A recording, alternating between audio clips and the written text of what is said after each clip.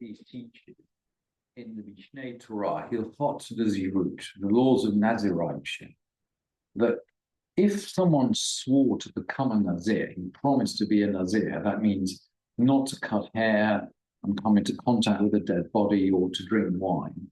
And if someone made this oath and then broke it, he actually receives lashes. And Maimonides actually says Stein. He gets 2 sets of lashes. Once, because there's a prohibition on not breaking one's word, and then the other, because of the prohibition on transgressing the unique prohibitions that apply to a Nazir. Now, the Mishnah doesn't go into the details of whether it's 1 or 2, and is not that interested in the fact of applying lashes at all, but it's really interested in what would happen to someone who swore to become a Nazir, or in this case, a Nazirah, a woman who swore to become a Nazirah, broke her oath, but prior to breaking the oath, was released from it by her husband.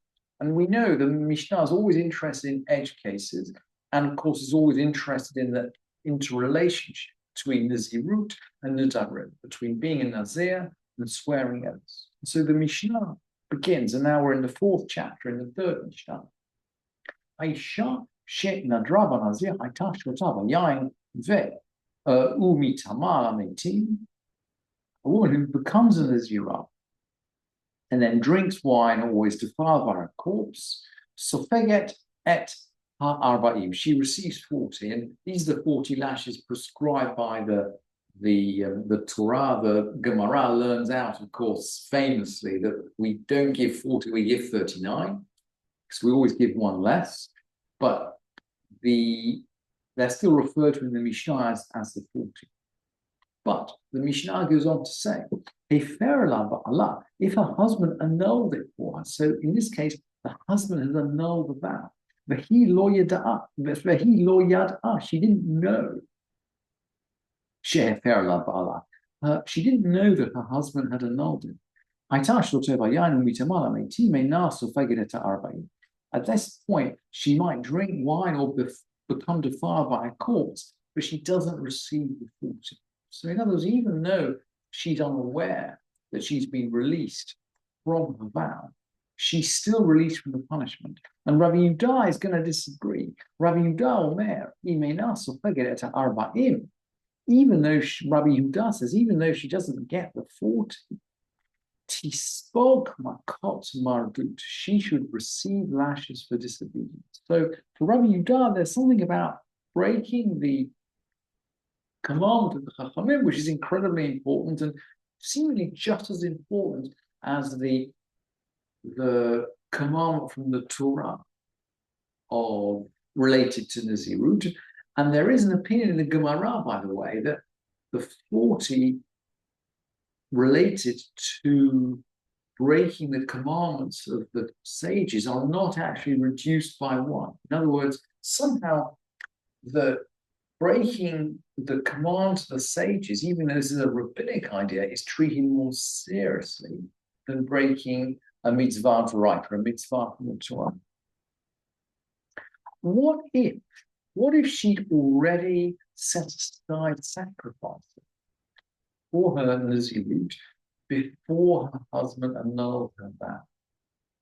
In this case, we're going to interrelate with the law about Hekdesh, about material dedicated to the temple that can't be used for the temple. Because clearly she can't bring the sacrifice. She's not a Nazirah, but we can't use it for any other purpose. And so the Mishnah continues. A woman who became a Nazirah, if we shot at Behemutah, he actually set aside her. Remember, there are going to be 3 sacrifices plus loaves of bread brought to the temple when she cuts her hair. So she set aside the animals, but then her husband annuls her vow. If the husband belonged to her, if the animal belonged to her husband, It can go out and it can be put to pasture with the herd. So we assume, in other words, that if the animal belonged to her husband, we assume when he annulled the vow, he effectively annulled the dedication of the animal at the same time. That's a simple example. But if it's her animal, it's more complicated because it's still dedicated. But if the animal belonged to her,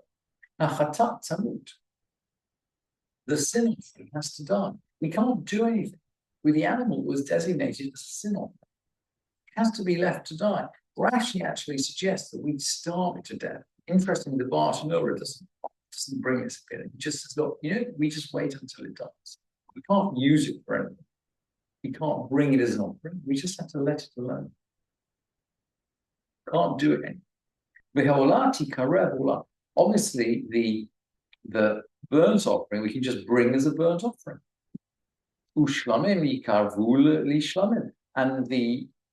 And the whole offerings, the peace offerings, can be brought as peace offerings. With certain differences, they're eaten on the same day, unlike regular peace offerings, because that's the law of Nazir. But they don't require bread. They don't require the bread that's brought when the Nazir completes their term and when they cut their hair and they actually bring their hair on the altar with the bread. So the offerings are just brought as offerings, but with some slight differences.